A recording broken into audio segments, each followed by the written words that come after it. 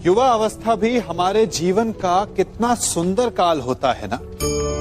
बाहु में बल, मन में कुछ बड़ा कर जाने की चाह, आंखों में भविष्य के सुंदर और कोमल सपने।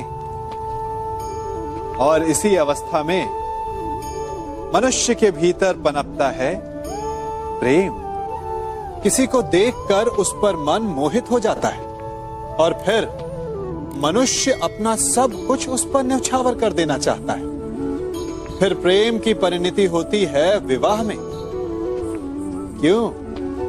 सबको अपने खट्टे मीठे संस्मरण स्मरण हुआ है ना।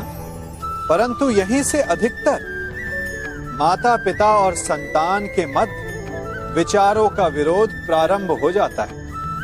संतान को लगता है कि उसका चुना जीवन साथी ही उसके लिए उपयुक्त है और माता पिता को लगता है कि संतान अनजाने में भूल कर रही है।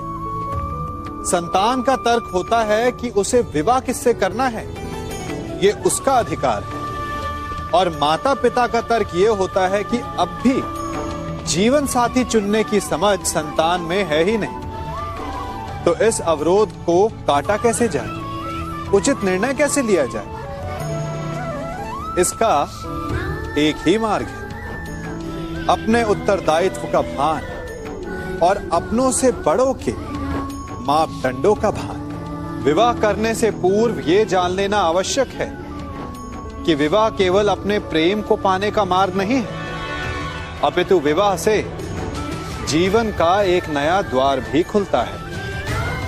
और हर नए जीवन के साथ नए उत्तरदायित्व भी होते हैं। और यदि इन उत्तरदायित्वों को समझकर निर्णय लिया जाए तो विश्वास कीजिए आपका दाम्पत्य जीवन आनंद से भरा रहेगा और आपको कभी यह पछतावा नहीं होगा कि आपने कोई अनुचित निर्णय लिया।